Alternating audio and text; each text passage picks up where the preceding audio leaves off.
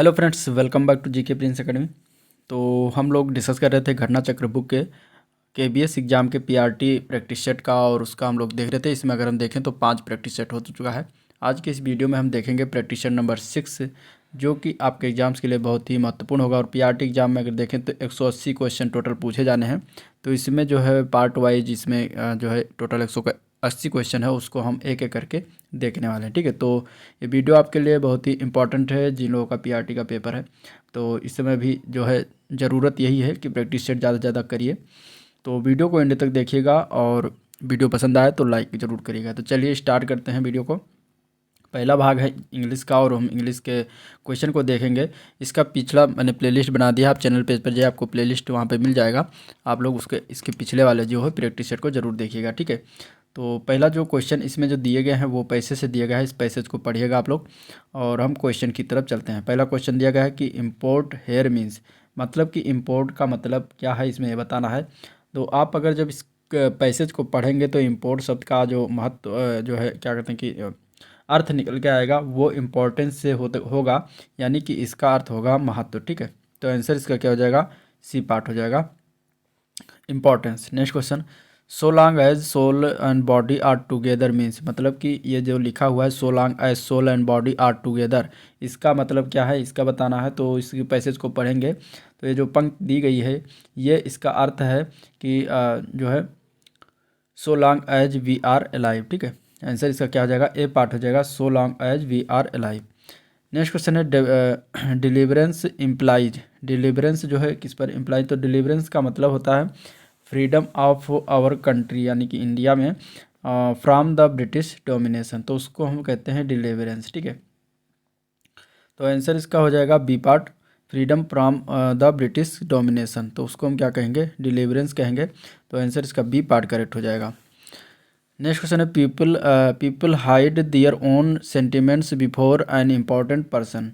ठीक है, तो अगर आप इसको पढ़ेंगे तो बहुत सारे व्यक्ति जो है महत्वपूर्ण व्यक्तियों के समक्ष जो है चापलूसी और खुशामद करने की वजह से अपनी भावनाओं को अभिव्यक्त नहीं कर पाते। तो इस तरीके से इसमें आंसर जो होगा, तो आंसर इसका क्या हो जाएगा, डी पार्ट हो जाएगा। ठीक है, because they want to flatter and please him, answer इसका डी पार्ट करेक्ट हो जाएगा। नेक्स्ट क्वेश्चन है which is the most truthful dharma. ठीक है, ट्रूथफुल धर्मा, इसमें से बताना है कि कौन सा मोस्ट ट्रूथफुल धर्मा है, यानी कि सबसे सच्चा धर्म कौन सा है। तो इसके अगर हम आंसर की बात करें तो आंसर क्या हो जाएगा, आंसर हो जाएगा दैट व्हिच डिस्करेजेस वायलेंस। ठीक है, यानी कि जो हिंसा का सपोर्ट ना करता हो वो सबसे सच्चा धर्म है।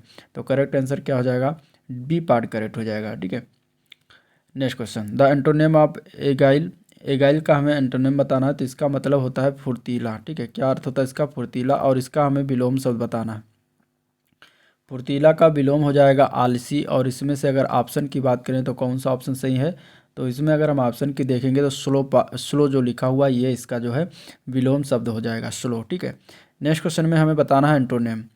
प्रोडिगल का हमें जो है एंटोनिम बताना। प्रोडिगल का मतलब होता है अतिव्ययी। ठीक है, इसका अर्थ होता है अतिव्ययी, और इसका हमें बनाना है विलोम शब्द बताना है। ठीक है, फिजूल खर्च का विलोम क्या होता है, अल्पव्ययी या मितव्ययी कहते हैं उसको।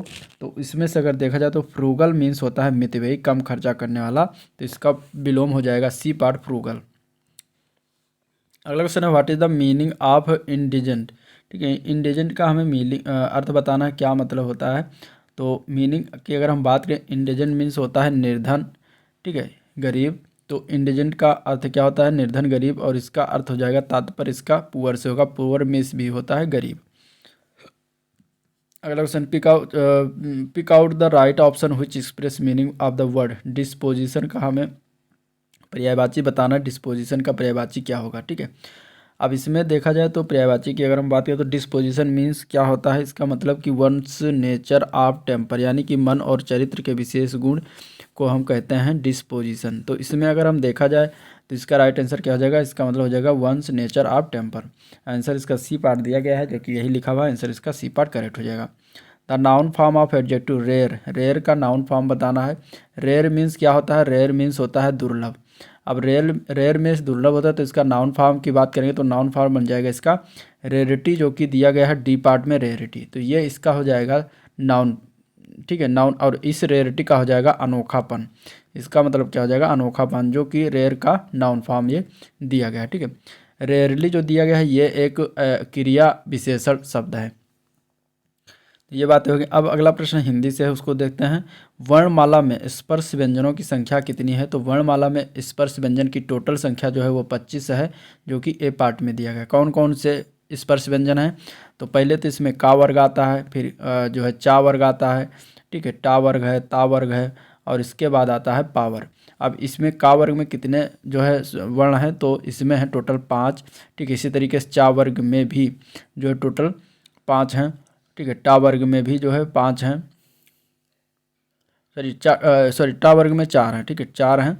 और ता वर्ग में अगर बात करें, ता था द ध न, तो यहाँ पर 5 हो जाएंगे। ठीक है, पा वर्ग में बात करें तो पा फा बा भा मा, तो यहाँ पर भी 5 हो जाएंगे। तो इस तरीके से अगर आप जोड़ेंगे, ठीक है, का खा गा घा अंगा, यहाँ पे जो है 5 हैं। च छ जा झ इया, यहाँ पे जो है 5 है। तो 5 5 10, 5 15, 5 20, और इसके बाद इसमें जो है एक और आएगा ट ठ ड ढ अड़ा, तो यहाँ पर भी 5 हो जाएंगे, तो 25। इस तरीके से 25 हो जाएंगे। तो ये होते हैं 25 जो कि स्पर्श व्यंजन कहे जाते हैं। और का वर्ग जो होता है ये कंठ ध्वनियाँ भी इनको कहते हैं। चा वर्ग जो होता है इन्हें तालव्य ध्वनियाँ कहते हैं। टा वर्ग जो होता है इन्हें मूर्धन्य ध्वनियाँ कहते हैं। और ता वर्ग जो होता है ये दंत ध्वनियाँ होती हैं। और पा वर्ग जो होता है ये ओष्ठ ध्वनियाँ के अंतर्गत आती हैं। तो इस तरीके से ये भी याद रखिएगा।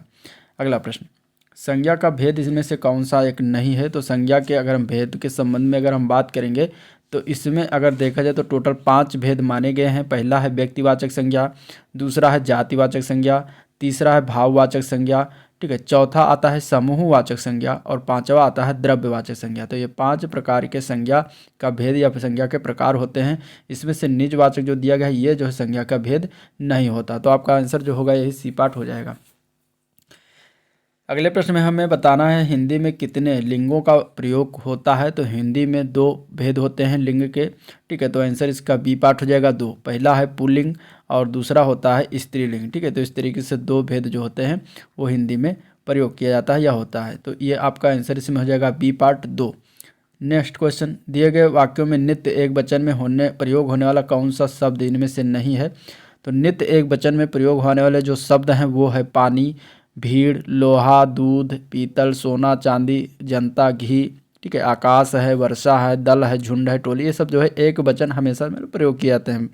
लेकिन इसमें से अगर देखा जाए तो हस्ताक्षर जो है वो इस शब्द का प्रयोग एक वचन में नहीं, अब तो इसका जो है बहुवचन में प्रयोग किया जाता है, हमेशा बहुवचन में।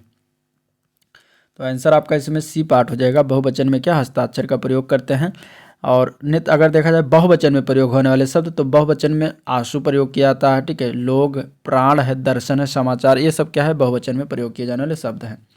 नेक्स्ट क्वेश्चन, वह भ्रष्टाचार के प्रबल विरोधी थे, वाक्य में सर्वनाम क्या है? सर्वनाम का कौन सा प्रकार है ये बताना। तो वह शब्द जो है ये सर्वनाम है, और इस वाक्य में जो वह शब्द है सर्वनाम है, और ये किस प्रकार का सर्वनाम है? तो ये पुरुषवाचक का सर्वनाम है। तो आंसर इसका डी पार्ट हो जाएगा। पुरुषवाचक के अंतर्गत अन्य पुरुषवाचक के अंतर्गत आएगा। ठीक है, तो करेक्ट आंसर डी पार्ट हो जाएगा। जो शब्द संज्ञा की विशेषता बताएं उन्हें क्या कहते हैं? तो जो शब्द संज्ञा या सर्वनाम की विशेषता बताते हैं उन्हें विशेषण कहा जाता है। ये विशेषण की परिभाषा है। तो करेक्ट आंसर हो जाएगा जो है बी पार्ट। और जिनकी विशेषता बताई जाती है उन्हें विशेष से कहा जाता है, ये भी याद रखिएगा। और विशेषण की विशेषता बताने वाले को प्राविशेषण कहते हैं। ठीक है, नेक्स्ट क्वेश्चन में क्रिया चुनिए, इसमें से क्रिया बताना है। मेरी बहन सविता हिंदी भाषा सीखती है, इसमें से कौन सा क्रिया शब्द है? तो इसमें अगर देखा जाए तो सीखती है जो शब्द दिया गया है ये एक क्रिया है। तो आंसर इसका सी पार्ट करेक्ट हो जाएगा। ठीक है, खंडहर शब्द का तत्सम शब्द है, मतलब इसमें से क्या है जो खंडहर शब्द का तत्सम शब्द होता है? तो खंडहर शब्द का तत्सम शब्द जो है वो खंडग्रह होता है, जो कि सी पार्ट में दिया गया है। निम्न में से कौन सा शब्द तद्भव है? इनमें से तद्भव शब्द की अगर हम बात करेंगे तो इसमें से राखी शब्द जो है ये तद्भव के अंतर्गत आता है। आंसर आपका क्या हो जाएगा? तद्भव का राखी, तद्भव शब्द हो जाएगा राखी, और राखी का तत्सम होता है रक्षिका। ठीक है, रक्षिका होता है राखी का तत्सम। ठीक है, या फिर इसको रक्षा भी कह सकते हैं। तो इस तरीके से हो जाएगा। नेक्स्ट क्वेश्चन में अनीक का पर्यायवाची कौन सा है? अनीक के पर्यायवाची की बात करेंगे तो सेना का पर्यायवाची है। आंसर इसका बी पार्ट करेक्ट हो जाएगा। सेना के अन्य पर्यायवाची कटक होता है, दल होता है, ठीक है, सेना होता है, फौज होता है, चेमू होता है, अनीक है, पलटन भी होता है। तो ये सब जो है सेना के पर्यायवाची हैं। अब भाग 2 है जो कि सामान्य जागरूकता कंप्यूटर से संबंधित क्वेश्चन है। तो देखिए, भारत का 22वें राष्ट्रमंडल खेल 2022 में कौन सा स्थान था, ये बताना है। तो इसका आंसर क्या हो जाएगा, तो 2022 का राष्ट्रमंडल खेल जो हुआ था, 22वां राष्ट्रमंडल था, वो पदक तालिका में देखेंगे तो भारत का स्थान इसमें चौथा स्थान था। आंसर डी पार्ट इसका करेक्ट हो जाएगा। ठीक है, और पहला स्थान किसका था, तो ऑस्ट्रेलिया का था, ये भी याद रखिएगा। दूसरे स्थान की बात करेंगे तो इंग्लैंड का था, ये भी याद रखिएगा। ठीक है, इंग्लैंड का स्थान दूसरा था। और तीसरे स्थान की अगर हम बात करेंगे तो कनाडा का नंबर आता है। चौथे स्थान पर जो है भारत था। तो ये चीज़ें कुछ याद रखिएगा। कहाँ पर आयोजन हुआ था, तो बर्मिंघम में हुआ था, जो कि इंग्लैंड में पड़ता है। और इसी राष्ट्रमंडल खेल में फर्स्ट टाइम महिला क्रिकेट को भी शामिल किया गया था। ठीक है, नेक्स्ट क्वेश्चन, भारत के किस राज्य में 36वां राष्ट्रीय खेल 2022 का आयोजन किया गया है, तो भारत के गुजरात के 6 शहरों में जो है 36वां राष्ट्रीय खेल का आयोजन किया गया है। तो करेक्ट आंसर आपका इसमें ए पार्ट हो जाएगा, 6 शहरों में हुआ है इसके, ये भी याद रखिएगा। ठीक है, और कौन कौन से हैं, तो अहमदाबाद, गांधीनगर, सूरत, बड़ोदरा, राजकोट और भावनगर है। 35वां राष्ट्रीय खेल का आयोजन का 2015 में हुआ था, कहाँ पर हुआ था, केरल में हुआ था।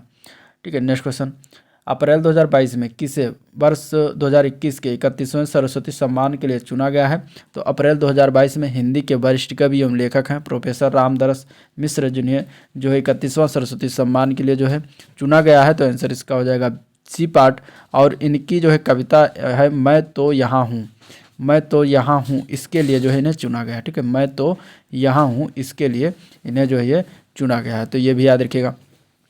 ठीक है, 30वां जो सरस्वती सम्मान था वो मराठी लेखक डॉक्टर शरण कुमार लिम्बाले को उनकी उपन्यास सनातन के लिए दिया गया था। अगला क्वेश्चन, अगला प्रश्न है, जून 2022 में खेलो इंडिया यूथ गेम 2021 के चौथे संस्करण की मेजबानी किस राज्य के द्वारा किया गया है, तो खेलो इंडिया यूथ गेम्स 2021 का चौथा संस्करण की मेजबानी जो है ये हरियाणा राज्य के द्वारा किया गया है। आंसर इसका बी पार्ट करेक्ट हो जाएगा। ठीक है, मई 2022 में थॉमस कप 2022 का आयोजन जो है कहाँ पर किया गया, तो थॉमस कप 2022 का आयोजन जो हुआ है ये बैंकॉक में हुआ है। आंसर इसका जो होगा सी पार्ट करेक्ट हो जाएगा। ठीक है, और इसमें अगर देखें तो भारत ने पहली बार पुरुषों के थॉमस बैडमिंटन कप का जो है खिताब जीता है। और था भारत जो है थॉमस कप का चैंपियन बनने वाला छठा देश बन गया है। ठीक है, एशिया का।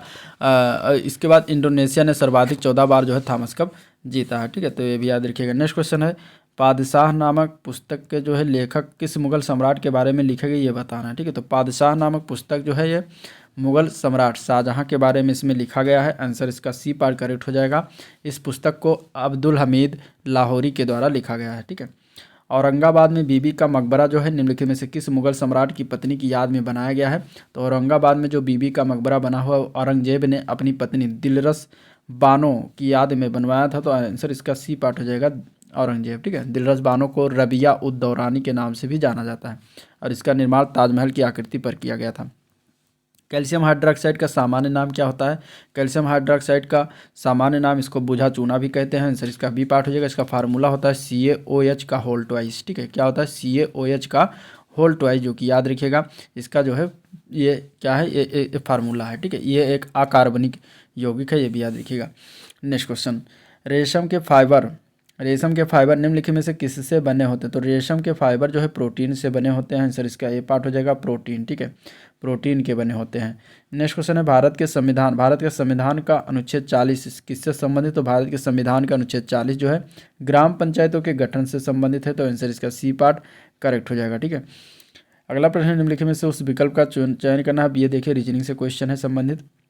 जिस प्रकार माइग्रेन का सिर से संबंधित उसी प्रकार आँखें जो है उसको किससे संबंधित होगी, तो माइग्रेन जो है सिर से संबंधित बीमारी होती है, उसी प्रकार इसमें से निकट दृष्टि दोष जो है ये आँखों से संबंधित बीमारी होगी। तो करेक्ट आंसर सी पार्ट हो जाएगा। ठीक है, अब इसमें और क्वेश्चन है रीजनिंग के, वो करिएगा और हम इसके आगे बढ़ते हैं जो कि कंप्यूटर से संबंधित क्वेश्चन है।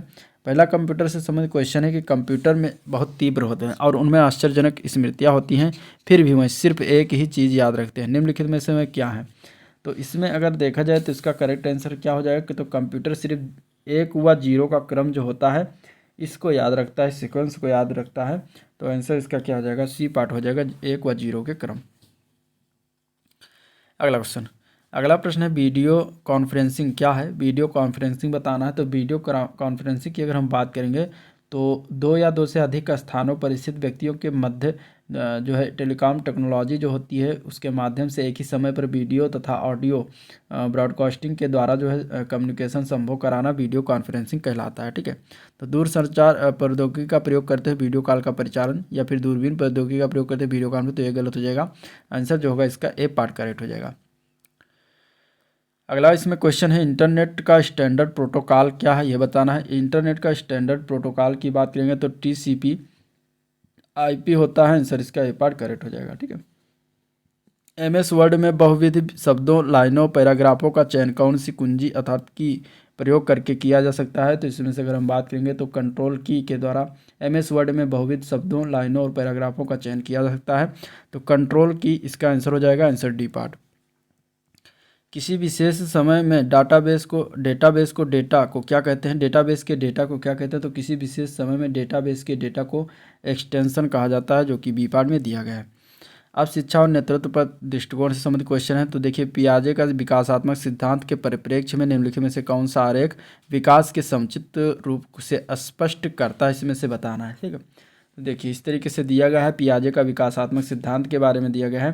तो इसमें बताना है कि कौन सा आरेख जो है इसके लिए सही है। ठीक है, तो देखिए इसमें अगर हम बात करेंगे तो ए पार्ट जो दिया गया है विकास और आयु का संबंध, ये जो सही है। ठीक है, जैसे जैसे आयु बढ़ेगी वैसे वैसे विकास होगा। अब अगर हम बात करें तो विकास जो है, पियाजे का मानना है कि बालक की आयु जैसे जैसे बढ़ती है उसी अनुपात में बालक का विकास भी होता है। तो इस तरीके से आपका जो ये पैराग्राफ इसका जो आरेख जो दिया गया है ए पार्ट ये राइट है। नेक्स्ट क्वेश्चन, अगला क्वेश्चन है, एक अध्यापक अथवा अध्यापिका ने पाया कि एक विद्यार्थी वर्ग बनाने में कठिनाई अनुभव कर रहा है। उसने अनुमान लगाया कि वो हीरे का चित्र बनाने में भी कठिनाई अनुभव करेगा। उसने निम्नलिखित में से किस सिद्धांत पर आधारित होकर यह अनुमान लगाया। ठीक है, अब इसमें ऑप्शन दिया गया, इसमें बताया क्या होगा इसका आंसर।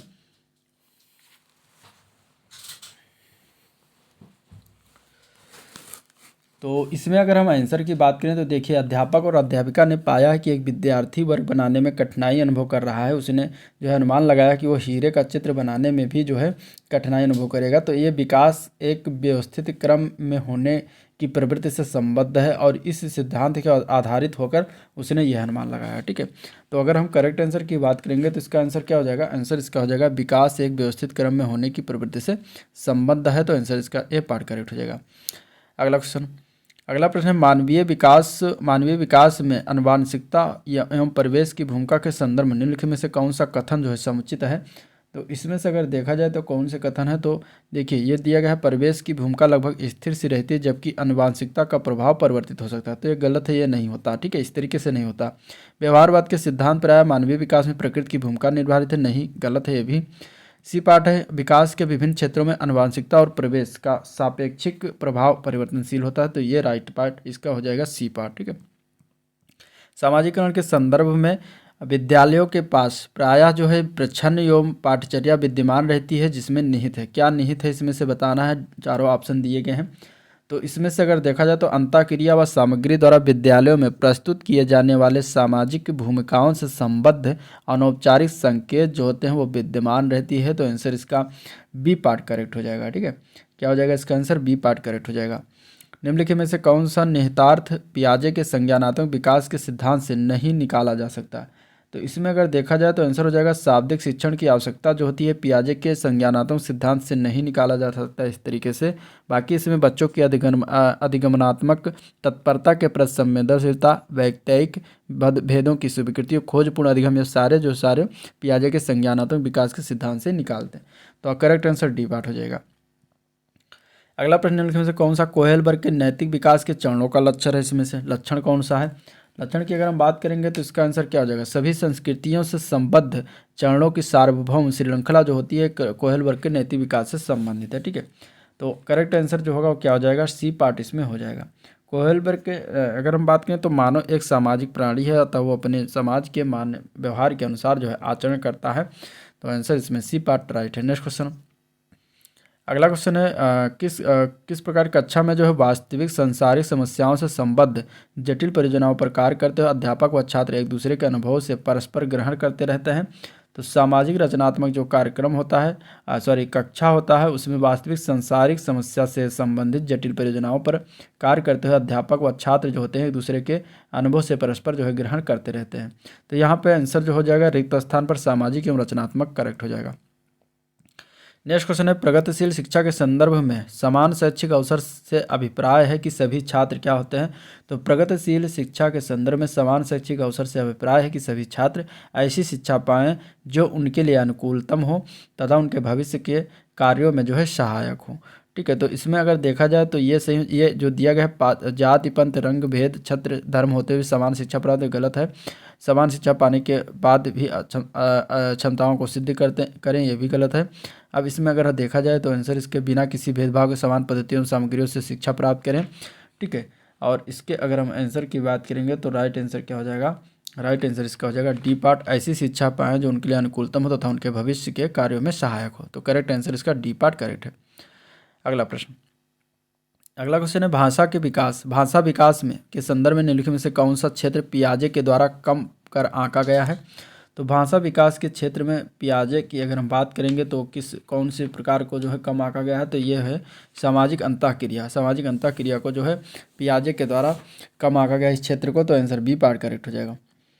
एक 11 वर्षीय बच्चे ने स्टैनफोर्ड विनय बुद्धिमापनी में 130 अंक पाए। मान लीजिए कि एक सामान्य संभाव्य वक्र में म्यू बराबर 100 तथा ईटा बराबर जो है 15 है। तो उन 11 वर्षीय बच्चों के प्रतिशत गणना कीजिए जिनसे इस बच्चे ने बेहतर अंक प्राप्त किए हैं। ठीक है, देखिए इसका जो फार्मूला होता है जेड बराबर एक्स माइनस म्यू अपान ईटा। ठीक है, इस तरीके से इसका फार्मूला होता है। तो इसमें x का मान 130 हो जाएगा, 130 अंक मिला है। म्यू का मान दिया गया है 100, इसमें से घटा देंगे, इसके बाद ईटा का मान 15 है। तो 130 में से 100 घटाएंगे तो कितना आ जाएगा, 30 आ जाएगा। और 15 दिया गया है, 15 से भाग करेंगे तो ये जाएगा 2। ठीक है, और ये यहाँ पे प्लस करके 2 आ जाएगा यहाँ पे, यानी कि इसका लगभग ये 98% के अंतर्गत ये आ जाएगा। ठीक है, तो इसका आंसर हो जाएगा 98%, जो कि ए पार्ट में दिया गया। अगला प्रश्न निम्नलिखित में से कौन सा निरीक्षण हार्वर्ड गार्डनर की बुद्धि सिद्धांत का जो है समर्थन करता है इसमें से। तो इसके अगर हम आंसर करेंगे, बहुबुद्धि का सिद्धांत जो है गार्डनर के द्वारा दिया गया था। यहाँ पे बहुबुद्धि होना चाहिए था। और उनके अनुसार बुद्धि जो है कोई एक तत्व नहीं बल्कि कई भिन्न भिन्न प्रकार की बुद्धियों का अस्तित्व होता है। ठीक है, ये जो है गार्डनर के द्वारा सुझाया गया था, सिद्धांत दिया गया था। तो इसमें अगर हम आंसर की बात करेंगे तो देखिए इसमें जो समर्थन करता है वो है मस्तिष्क के एक भाग में हुई क्षति केवल किसी एक विशिष्ट योग्यता को प्रभावित करती है, ना कि संपूर्ण को। तो correct answer A part correct हो जाएगा। अगला क्वेश्चन, अगला प्रश्न है, योग्यता व योग्यता समूहीकरण के परिप्रेक्ष्य में निम्नलिखित में से कौन सा कथन सही है इसमें से। ठीक है, इसमें से कौन सा कथन सही है बताना है। तो इसमें अगर देखें तो इसमें पहला दिया गया है, सब विद्यार्थी समूहों से बेहतर सीखते हैं, ये गलत है। ठीक है, ये योग्यता के समूहीकरण के परिप्रेक्ष्य में ये चीज़ें हो रही हैं। अबाध एवं प्रभावी शिक्षण हेतु कथा को समरूपी होना चाहिए, ये भी गलत है। छात्र असहिष्णु होते हैं वह भेदों को स्वीकार नहीं करते, ये भी गलत है। इसका आंसर हो जाएगा डी पार्ट, विभिन्न योग्यता वाले समूहों को ग्रहण करने के लिए अध्यापकों को बहुस्तरीय शिक्षा को अपनाना चाहिए। तो ये आंसर इसका डी पार्ट सही है इसके बारे में। ठीक है, नेक्स्ट क्वेश्चन है, निम्नलिखित में से कौन सा कथन सही है। दिया गया रचनात्मक आकलन कभी कभी संकलनात्मक हो सकता है, तो ये कथन सही है। ठीक है, तो करेक्ट आंसर ए पार्ट ही हो जाएगा, बाकी सारे इसके गलत हैं।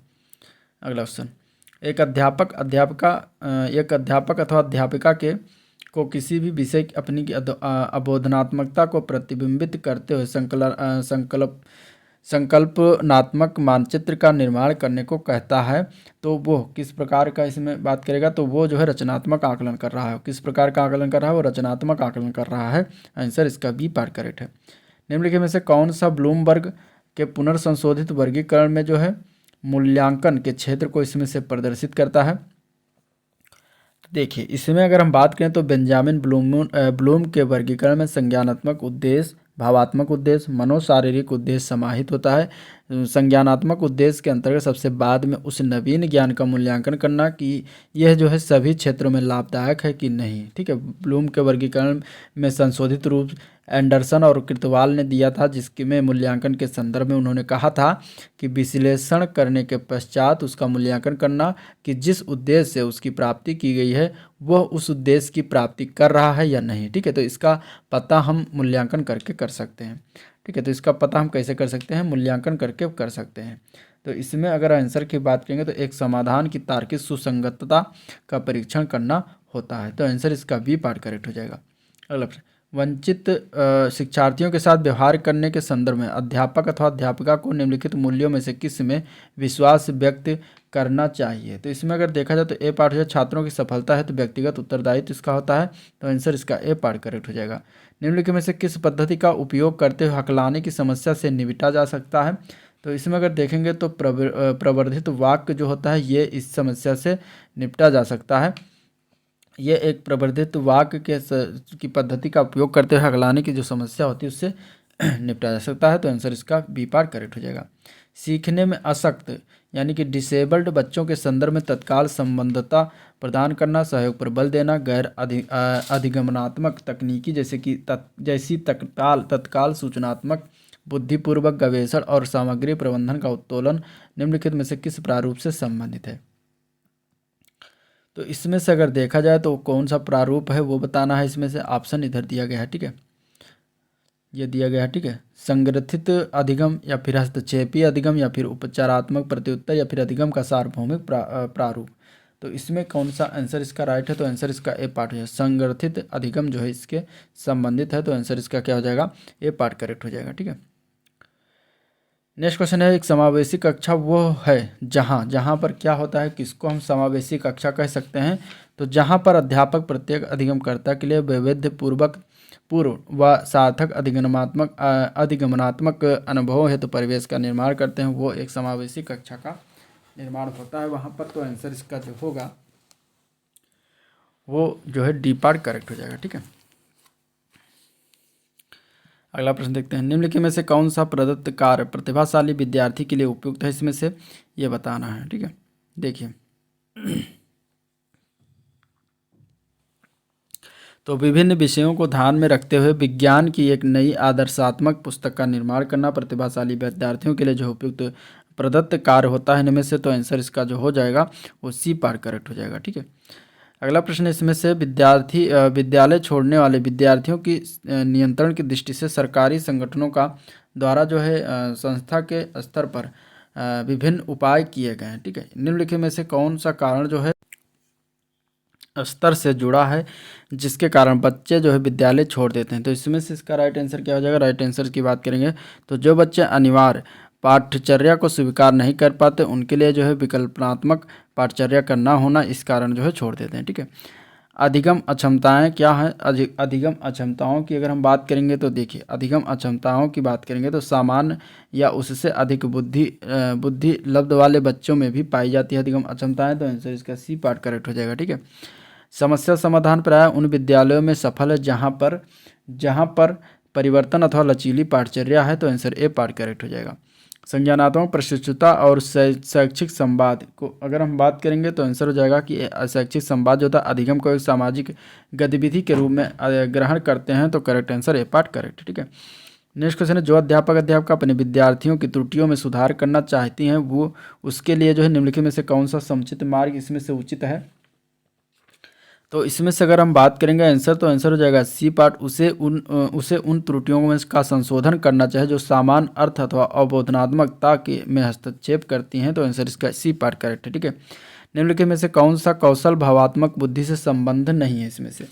तो इसमें से कौन सा ऑप्शन है जो कौशल भावात्मक बुद्धि से संबंध नहीं है। तो भावनाओं की आलोचना ये जो होता है ये भावात्मक बुद्धि से संबंधित नहीं है। तो आंसर सी पार्ट करेक्ट है। ठीक है, आकलन प्रक्रिया के दौरान देविका की उत्तेजना ऊर्जापूर्ण होती है जबकि राजेश की उत्तेजना अनुत्साही।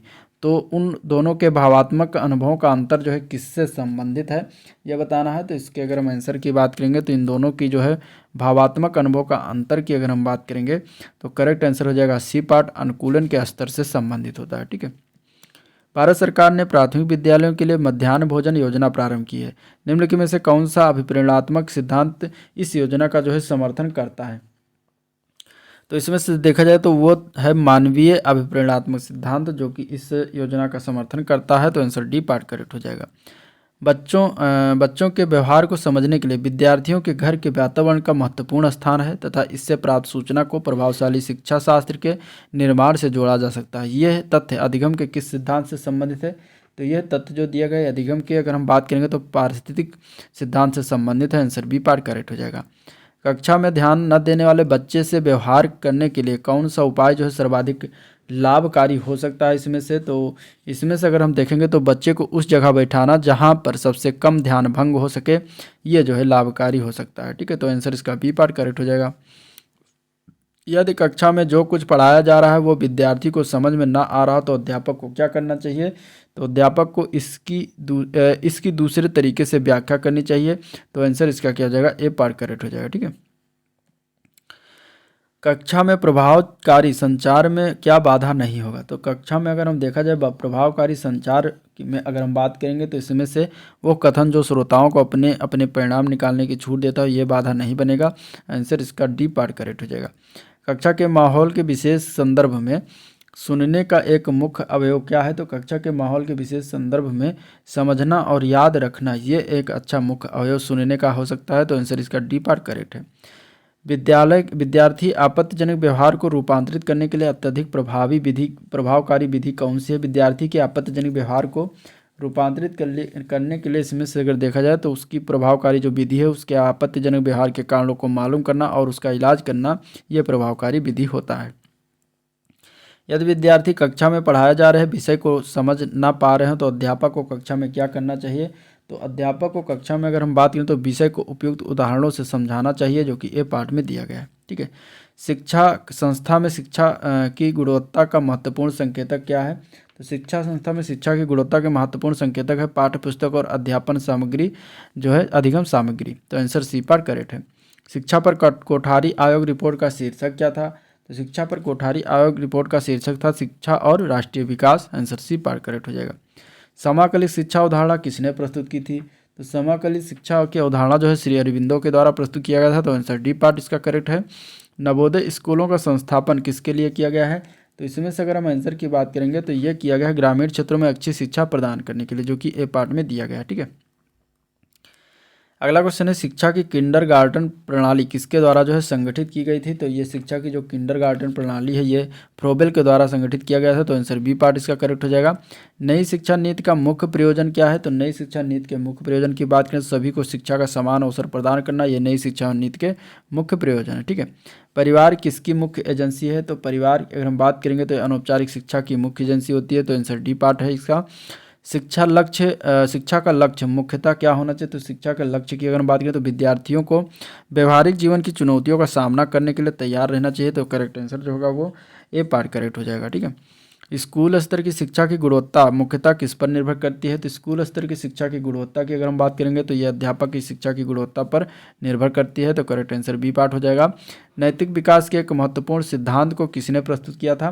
तो नैतिक विकास के महत्वपूर्ण सिद्धांत की अगर हम बात करेंगे तो लॉरेंस कोहेलबर्ग के द्वारा जो है प्रस्तुत किया गया था। तो करेक्ट आंसर जो होगा वो सी पार्ट करेक्ट है। यशपाल समिति रिपोर्ट 1993 का नाम क्या है? तो इसका नाम है भार मुक्त शिक्षा प्राप्ति, जो कि डी पार्ट में दिया गया है। ठीक है, किंडरगार्टन पद का अर्थ क्या होता है? किंडरगार्टन की अगर हम बात करेंगे इसका अर्थ, तो बच्चों का खेल मैदान को किंडरगार्टन कहा जाता है। आंसर इसका ए पार्ट करेक्ट हो जाएगा। ठीक है, अधिक लाड प्यार बच्चे को बिगाड़ देता है, यह जो है मान्यता अनुशासन के किस प्रकार से संबंधित है, जिसका समर्थन किसने किया था? तो यह समर्थन जो है प्रकृतिवादी दर्शन ने किया है इसका समर्थन। तो आंसर ए पार्ट करेक्ट हो जाएगा।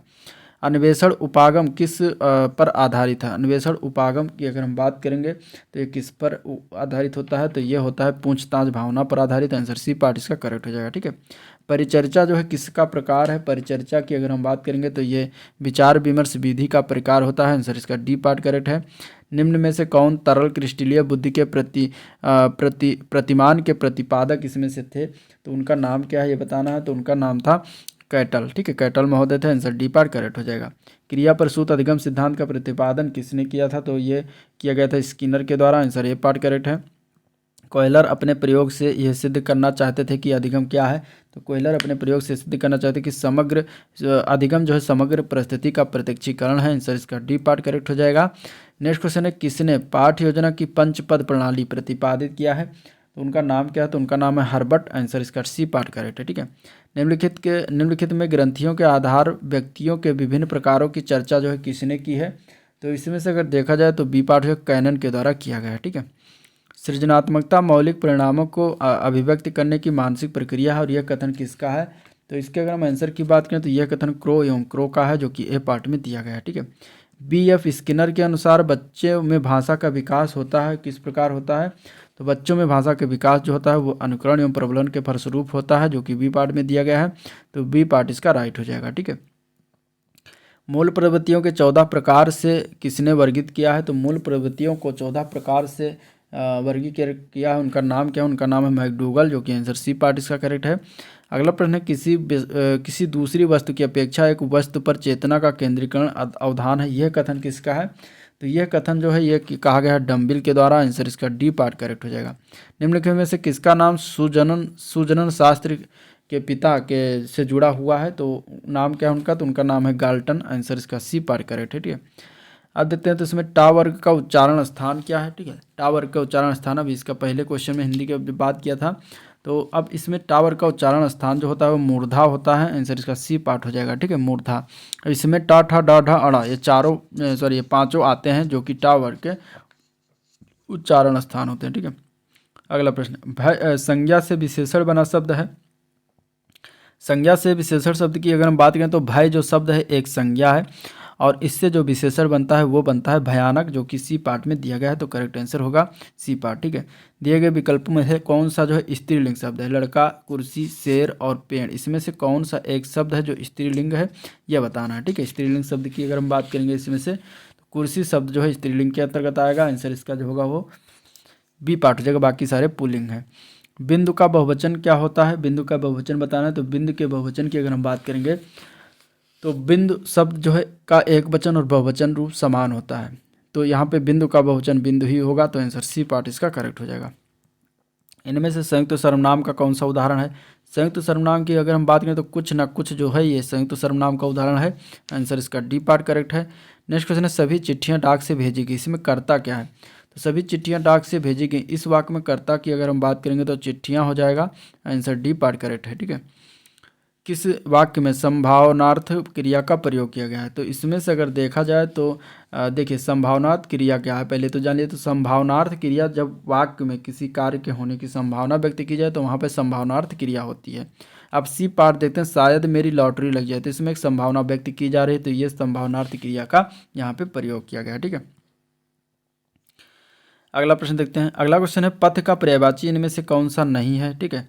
पथ के पर्यायवाची की अगर हम बात करेंगे तो राह, मग, डग और मग रास्ता, मार्ग, पंथ ये सब होते हैं। ठीक है।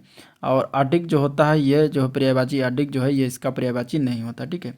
अडिग जो होता है शब्द या अचल का तथा अटल, अविचल, स्थिर, दृढ़ इसके अन्य पर्यायवाची हैं। मानवीय का विलोम बताना। मानवीय का विलोम अमानवीय होगा, जो कि सी पार्ट में दिया गया है।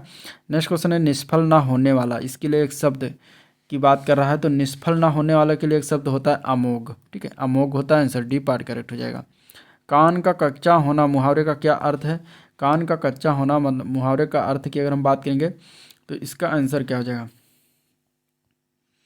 तो कान का कच्चा होना इस मुहावरे का अर्थ क्या होता है। ठीक है। इसमें दिया गया बहरा होना, सुनी सुनाई बातों पर विश्वास करना और इसके अलावा दिया गया है कम सुनाई देना या फिर सभी पर अविश्वास करना। ठीक है। तो कान का कच्चा होना मीन्स जो है कम सुनाई देना। तो आंसर इसका क्या हो जाएगा, डी पार्ट हो जाएगा। नेक्स्ट क्वेश्चन, इनमें से कौन सा शब्द जो है उपसर्ग रहित है। इसमें किस शब्द में उपसर्ग नहीं लगा हुआ है। तो सुरेश शब्द की अगर हम बात करें तो इसमें जो है ये एक संज्ञा शब्द है, इसमें उपसर्ग नहीं लगा हुआ है। बाकी सारे में कोई ना कोई उपसर्ग जुड़ा हुआ है। ठीक है।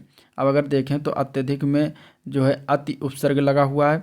ठीक है। और विदेश में वी उपसर्ग है, सुयोग में सु उपसर्ग है। तो इस तरीके से अब अगर बाकी सुरेश में कोई उपसर्ग नहीं लगा। नेक्स्ट क्वेश्चन, अन्वेषण का शुद्ध संधि विच्छेद क्या होता है। अन्वेषण का करेंगे तो अनु प्लस एषण होता है, जो कि ए डी पार्ट में दिया गया है। ये जो है डी पार्ट इसका आंसर हो जाएगा और इसमें यड़ स्वर संधि का ये उदाहरण है। ठीक है। शोकाकुल में कौन सा समास है ये बताना। तो शोकाकुल में समास की बात करें तो उसमें तत्पुरुष समास आएगा, आंसर ए पार्ट करेक्ट है। मैंने घर जाना था, इसमें कौन सा वाक्य जो है, इसमें अंश कौन सा अशुद्ध रूप से लिखा हुआ है। तो इसमें अगर देखा जाए तो मैंने जो शब्द लिखा है ये गलत है, ठीक है। मैंने की जगह यहाँ पे मुझे शब्द होना चाहिए था, यानी कि पूर्ण वाक्य बनाएंगे तो शुद्ध रूप से तो मुझे घर जाना था ये होना चाहिए था। अगला क्वेश्चन, अशुद्ध शब्द कौन सा इसमें से। तो आंसू, आंसू जो लिखा हुआ है ये अशुद्ध है, आंसर बी पार्ट इसका गलत हो जाए, ठीक है। सही है। अब आंसू जो लिखा जाता है वो इस तरीके से लिखा जाता है। परिवार का पर्यायवाची क्या है। तो परिवार के पर्यायवाची कुटुंब होता है, ठीक है, आंसर बी पार्ट हो जाएगा। कुनबा, खानदान, ये सब पर्यायवाची होते हैं परिवार के। निम्नलिखित में से कौन राजा का विलोम नहीं है इसमें। तो राजा का विलोम रानी भी होता है, रंक भी होता है, ठीक है। राजा का विलोम प्रजा भी होता है, लेकिन इसमें सेना नहीं होता, तो आंसर सी पार्ट करेक्ट हो जाएगा। शुद्ध वाक्य का चयन करें, इसमें से कौन सा शुद्ध रूप से लिखा हुआ है। तो डी पार्ट में तुम अपना काम करो, ये शुद्ध वाक्य है, तो आंसर डी पार्ट करेक्ट हो जाएगा। त्रावर्ण जो है किन वर्णों के सहयोग से बना है। त्रावर्ण की अगर हम बात करेंगे तो देखिए, त्रावर्ण जो है त्रा, ये एक संयुक्त जो है स्वर है, सॉरी ये जो है वर्ण है, और इसके अगर संयुक्त व्यंजन है। और त्रावर्ण की बात करें तो 4 संयुक्त वर्ण व्यंजन है। पहले तो जानिए छत्र, रंग या श्रा, ठीक है। तो अगर हम बात करें ता, तो ता और रा से मिलकर बनता है, जो कि बी पार्ट में दिया गया है। अगला क्वेश्चन, अब इंग्लिश से संबंधित क्वेश्चन है। पहला क्वेश्चन देखें इंग्लिश से, तो एंटोनेम बताना है, प्रोडिगल का एंटोनेम। तो अभी इसके ऊपर वाले में जो इंग्लिश में बात हुई थी, प्रोडिगल मीन्स होता है अतिव्ययी, यानी कि फिजूल खर्चा करने वाला। तो फ्रूगल मीन्स कम खर्चा करने वाला, तो सी पार्ट इसका एंटोनेम हो जाएगा। Which of the following is miss spelled, कौन गलत तरीके से लिखा हुआ इसमें से। तो अगर हम देखें इसमें राइटोरिक जो लिखा हुआ ये गलत लिखा हुआ, ठीक है। ये होता है RHE, यहाँ पे वाई था इसीलिए ये गलत था। तो इस तरीके से इसका सही रूप से स्पेल्ड मीनिंग होता है। एबिस्मिल का मतलब क्या होता है। एबिस्मिल की अगर हम बात करें तो इसका मतलब होता है नाउन में तो बहुत ही खराब, एडजेक्टिव में इसको अगाध कहते हैं, अथाह नितलिया कह सकते हैं। तो सी पार्ट इसका शब्द सही हो जाएगा, हॉरिफाइंग, ठीक है। Fill in the blanks with choosing the correct word, यहाँ पे चूज करना है correct word. There 3 girls in the car, अब यहाँ पे क्या भर दें जिससे सही हो जाए। तो इसमें अगर देखा जाए तो रिक्त स्थान पर यहाँ पे आर भरना चाहिए, there are 3 girls in the car, ठीक है। आर क्यों हो जाएगा, क्योंकि यहाँ पर देखा दियर प्लस 2 बी प्लस यानी कि आर का प्रयोग समानता दर्शाने के लिए करते हैं कि समथिंग एग्जिस्ट, यानी कि दियर समानता एडवर्ब ऑफ प्लेस होता है। और दियर आर का प्रयोग प्लूरल सब्जेक्ट के साथ साथ दियर इज का प्रयोग सिंगुलर सब्जेक्ट के साथ किया जाता है। तो यहाँ पे अगर देखेंगे तो इस तरीके से आंसर आर हो जाएगा। Next question, our school library boast of many dash edition of the classical writers, यहाँ पे भरा जाएगा 2 जगह पे रिक्त स्थान में। तो अगर हम देखें तो यहाँ पे एडजेक्टिव ओल्ड भरा जाएगा एक जगह पे, ठीक है। Old edition of the ancient classical writers, तो यहाँ पे आंसर की बात करें तो ओल्ड और एंशियंट दोनों होना चाहिए, प्रयोग उचित है, ठीक है।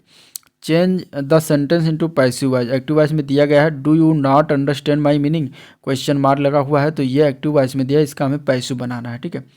तो देखिए अगर क्वेश्चन पर आधारित है, यस नो क्वेश्चन पर आधारित होता है एक्टिव पैसिव वॉइस पर आधारित, तो नियम यह है कि एक्टिव वॉइस में कोई क्वेश्चन डू डज डिड से शुरू हो तो उसकी पैसिव संरचना is am are was were plus subject plus verb का third form plus other verb के साथ बनाया जाता है। तो इसमें अगर डी पार्ट में देखेंगे तो देखिए डू से शुरुआत हो रहा है तो इज से बनाया जाएगा, इज माई मीनिंग अंडरस्टूड, ये इसका जो है क्या हो जाएगा, राइट आंसर हो जाएगा, इसका पैसिव वॉइस हो जाएगा, ठीक है।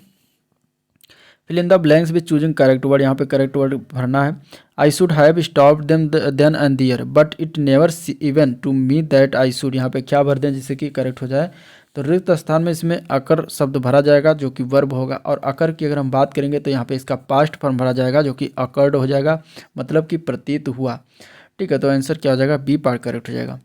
Fill in the blanks with following question option meaning given for the idiom phrases given in the beginning, ठीक है। तो यहाँ पे ईडियम फ्रेजेस दिया गया है, उसका हमें अर्थ बताना है।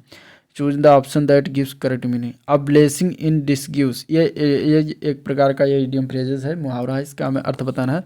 इसका मतलब होता है something good that is not recognised at first and apparent misfortune that eventually has good result, bad thing that turns out to be good, good outcome from an evil situation, यानी कि दुख के बेस में सुख। तो something good that is not recognised at first, तो answer इसका A part correct हो जाएगा। Identify the correctly spelled word, इसमें से एक सही रूप से लिखा हुआ है उसको हमें बताना है कौन सा सही रूप से है। तो इसमें अगर देखा जाए तो सी पार्ट जो दिया गया है, सी पार्ट एकोमोडेट, ये गलत रहे, ठीक है।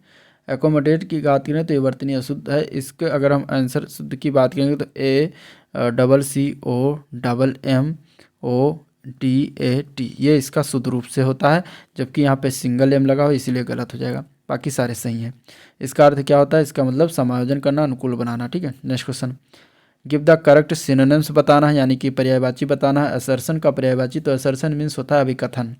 ठीक है, इसका पर्यायवाची क्या होता है, डिक्लेरेशन हो जाएगा, डिक्लेरेशन इसका पर्यायवाची हो जाएगा। What is the antonym of altruistic, इसका हमें जो है विलोम बताना। अल्ट्रुइस्टिक मीन्स होता है परोपकारी, परोपकारी का हमें जो है एंटोनिम बताना, यानी कि इसका हमें विलोम बताना है। ठीक है, परोपकारी का विलोम क्या होगा, परोपकारी का विलोम हो जाएगा खुदगर्ज या स्वार्थी, तो सेल्फिश इसका राइट आंसर हो जाएगा। ठीक है, choose the correct option of the fill in the correct tense of verb in the following. ठीक है, भरना यहाँ पे I a waited for my friend until he dash करके, यहाँ पे किस कौन सा भाई देंस के सही हो जाएगा। तो यहाँ पे अगर देखा जाए तो पास्ट इंडेफिनिट टेंस का प्रयोग किया गया है इस वाक्य में, तो यहाँ पे केम भरा जाएगा। ठीक है, अंटिल ही केम, तो आंसर इसका सी पार्ट करेक्ट हो जाएगा। Fill in the blanks with choosing the correct word. Chastity is the greatest of a woman, यहाँ पे अगर देखा जाए तो क्या भरा जाएगा, तो इसमें अगर देखा जाए तो नाउन ऑर्नामेंट जो है ये भरा जाएगा। ठीक है, इसका मतलब आभूषण, गहना, इसका प्रयोग हो जाएगा सही रूप से, तो आंसर इसका सी पार्ट करेक्ट हो जाएगा। Spot the correct possessive form the following sentence. They asked my name, तो यहाँ पे इसका पॉजेसिव फॉर्म बताना है। तो यहाँ पे अगर देखा जाए तो active voice past indefinite tense में दिया गया, इसकी पैसिव वॉइस की बात करें तो subject plus was plus verb का third form plus other verb लगेगा, तो यहाँ पे बी पार्ट इसका सही हो जाएगा। I was asked my name, answer इसका बी पार्ट करेक्ट है। ठीक है, give the correct synonyms of the given word. Agony का हमें जो है पर्यायवाची बताना है। एगोनी मीन्स होता है व्यथा। ठीक है, व्यथा होता है इसका अर्थ, और इसका हमें पर्यायवाची की बात करें तो पेन इसका हो जाएगा, पेन जो कि सी पार्ट में दिया गया है। फिल इन द ब्लैंक सीमा भरना है।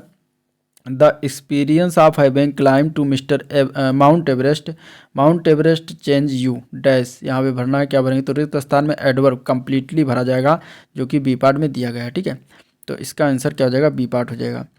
Identify the incorrectly spelled word, कौन गलत रूप से लिखा हुआ है ये बताना है।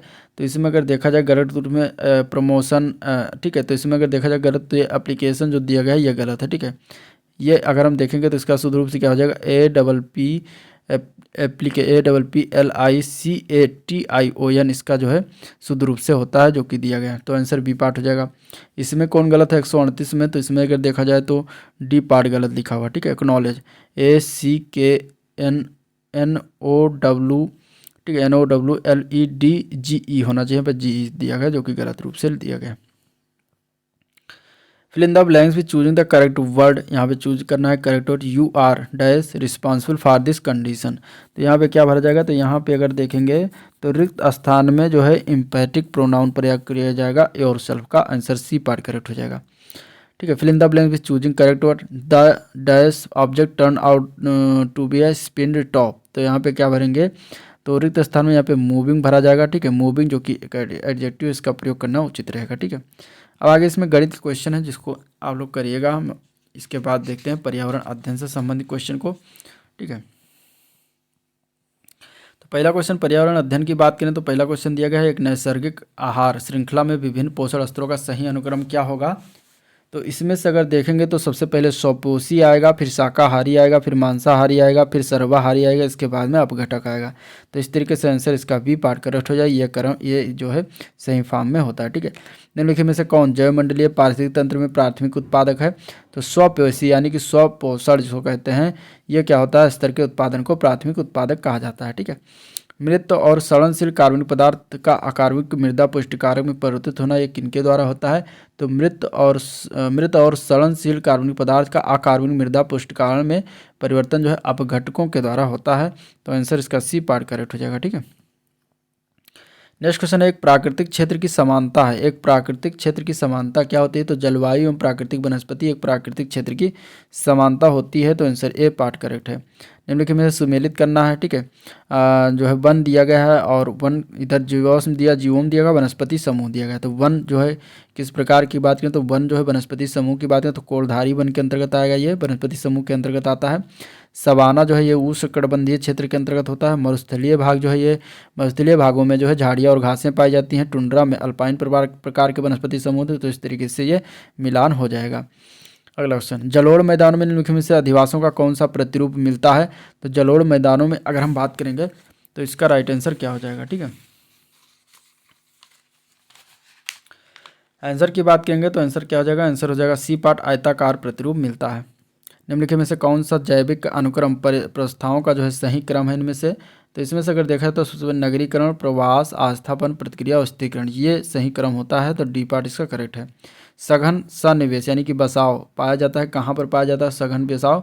तो ये जो है बसाव होता है सबसे ज़्यादा जलोढ़ मैदान में, तो आंसर डी पार्ट करेक्ट है। लंबे समय की कसरत का मुख्य ईंधन क्या होता है? लंबे समय की कसरत का मुख्य ईंधन होता है कार्बोहाइड्रेट, जो कि सी पार्ट में दिया गया है। परिवार जो है किस प्रकार का समूह है? परिवार की अगर हम बात करेंगे तो ये किस प्रकार का समूह होता है? तो ये सामाजिक समूह होता है, आंसर इसका ए पार्ट करेक्ट है। ठीक है, अगला क्वेश्चन, किसका कथन है परिवार से तात्पर्य माता पिता और बच्चों से संबंधों से है? तो इसमें अगर देखा जाए तो बी पार्ट है, क्लेयर का कथन है, आंसर बी पार्ट करेक्ट हो जाएगा। स्टार्च क्या है? स्टार्च एक क्या है? स्टार्च एक पॉलीसैकेराइड होता है, आंसर सी पार्ट इसका करेक्ट है। निम्नलिखित खाद्य पदार्थों में से कौन सा सभी आवश्यक अमीनो अम्लों का सर्वोत्तम स्रोत है? तो इसमें से अगर देखेंगे तो अंडा जो होता है सभी आवश्यक अमीनो अम्लों का सर्वोत्तम स्रोत होता है। ठीक है, तो आंसर सी पार्ट हो जाएगा। इसमें इस पौधे में इस पौधे में पत्तियां हैं जिन्हें सब्जी की तरह प्रयोग में लाया जाता है और इसके बीजों से तेल प्राप्त किया जाता है। ये कौन सा पौधा है? ठीक है, तो बीजों से जो तेल प्राप्त होता है और इसके पत्तियों को हरी सब्जियों के रूप में काम किया जाता है, वो बंद गोभी होता है, आंसर इसका बी पार्ट करेक्ट हो जाएगा। पौधे की पत्तियों द्वारा जल की वाष्पित होने की प्रक्रिया क्या कहलाती है? तो उसको हम कहते हैं निरार्द्रीकरण। ठीक है, आंसर क्या हो जाएगा? सी पार्ट निरार्द्रीकरण जाते कहते हैं। ठीक है, करेक्ट आंसर क्या हो जाएगा इसका? सी पार्ट इसका निरार्द्रीकरण जो है सही हो जाएगा। चलिए अगला क्वेश्चन देखते हैं।